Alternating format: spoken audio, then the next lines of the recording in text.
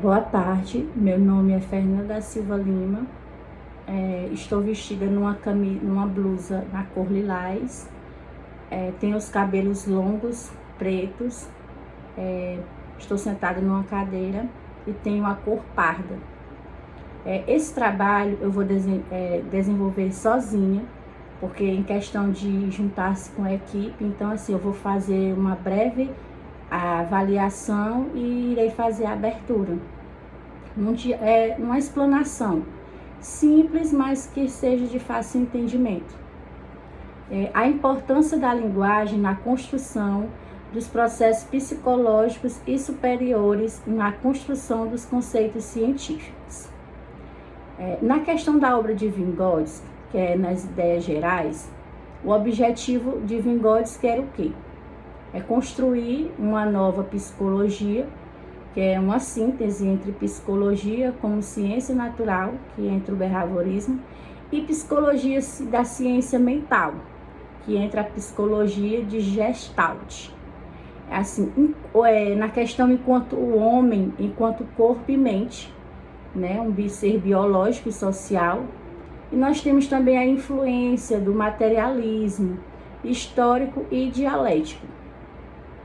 Quanto à questão do estudo das gêneses, das funções psicológicas superiores, como nos tornamos humanos, né? Essa é uma das indagações, essa é uma das perguntas que podemos nos fazer.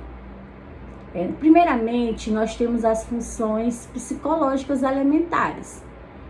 Propriamente dito, o que são essas? Né? O que é isso? São ações reflexas, são ações automáticas. Nós mesmos, como humanos, a gente consegue fazer. Mas também nós temos as funções psicológicas, né? Psicológicas superiores, que são atividades que envolvem memória, atenção e planejamento. Nessa questão, nós temos 3 níveis, que eles devem ser considerados no desenvolvimento das funções psicológicas superiores, que é o filogenético, que é o suporte biológico, herança da espécie, aquilo que foi alcançado, né, que foi desenvolvido pela espécie humana e que se mantém ao longo das gerações, consolidando-se como uma possibilidade para todos os homens. Nós temos o organogenético, que diz respeito àquela sequência desenvolvimental do indivíduo, a espécie, desde o seu nascimento até a morte. E temos o sociogenético, que é a cultura, né, em si, é a sociedade em que o indivíduo está inserido. E o aspecto sociogenético é aquele que permite que nós, como indivíduo, a gente possa se apropriar de conquistas filogenéticas, ou seja, que possamos nos desenvolver no âmbito individual. E para isso tudo, nós temos a mediação. Na mediação, ele é um conceito central para a compreensão de Vygotsky acerca do funcionamento psicológico superior. Aí onde vem a relação direta vezes a relação mediada. Que a relação do homem com o mundo é predominante, mediada. Existem 2 tipos de mediadores. Nós temos os instrumentos, que é a ação, e os signos, que auxiliam na atividade psicológica, que nós temos os signos internos e os signos externos. Para entrarmos na questão do pensamento e linguagem, nós temos o processo de eternalização da linguagem. Nós temos a transição fala, acompanha a atividade, temos a linguagem como instrumento de pensamento. Na fala socializada, nós temos a linguagem pré-racional e pensamento pré-verbal, que nos auxilia na fala egocêntrica. No pensamento verbal e na linguagem racional, nós temos a fala eternalizada, que fica juntamente com a fala egocêntrica. Então, assim, após o processo de internalização, a realização do homem com o mundo, ela passa a ser predominantemente mediada por signos internos. Então, assim, é algo que acontece internamente. Entrando ademais, nós temos também as funções da linguagem. Quais seriam essas funções da linguagem? Como elas funcionam? elas funcionam por meio do intercâmbio social, que esse intercâmbio social é a comunicação.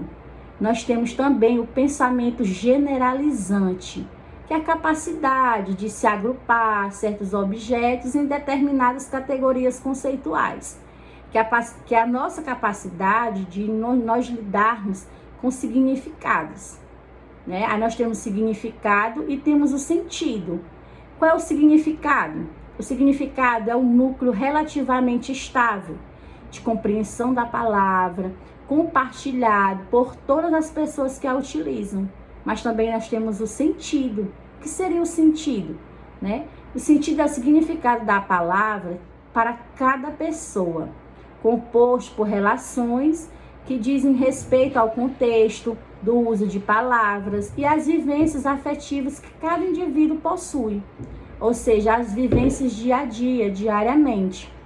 Mas para isso acontecer, nós temos também o desenvolvimento e o aprendizado. O que seria esse desenvolvimento e aprendizado? Para ele, na questão do Vygotsky, né, pensar a formação de origem nos processos psicológicos, tanto no nível filogenético quanto no ontogenético.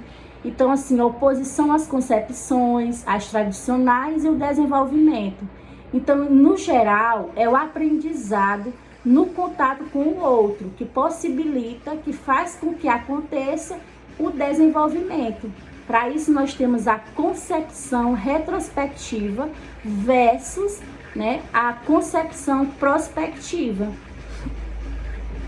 Nesse nível de aprendizagem real, né, a gente pode dizer em nomenclaturar, né? A gente usa as siglas NDR, que é aquela que é o nível de desenvolvimento real, que é que mostra que a criança é capaz de fazer sozinha etapas já alcançadas e conquistadas pela criança.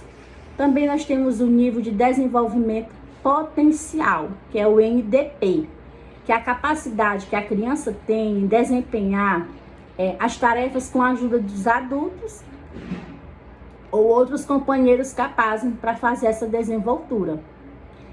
E nós temos a zona de desenvolvimento proximal, que é a ZDP. O que significa essa zona? Ela é a distância entre a NDR, né, que é o nível de desenvolvimento real, e a NDP, que é a nível de desenvolvimento potencial. Ela refere-se às funções que ainda não amadureceram, mas que estão em processo de maturação.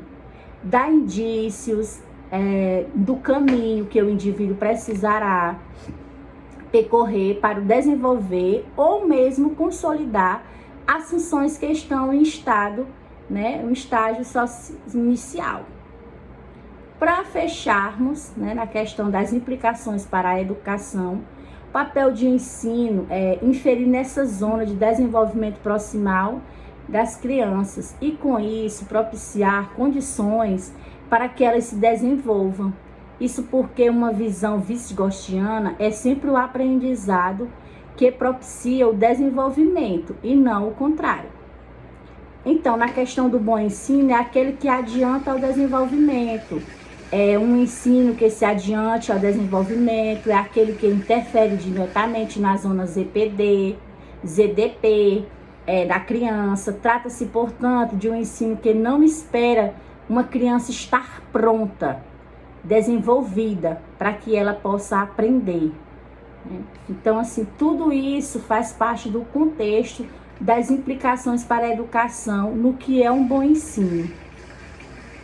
E no papel da implicação, da imitação do brinquedo no desenvolvimento, nós temos a imitação, que ajuda a criar a ZDP, né? Que imitação ele não se trata de um comportamento mecânico ou mera cópia.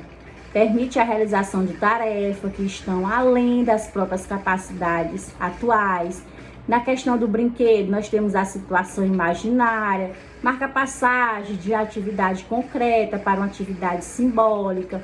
Exemplo, uma vassoura como o cabo da vassoura como um cavalo. E a relação com o significado de cavalo, que é um objeto concreto, né, na vassoura.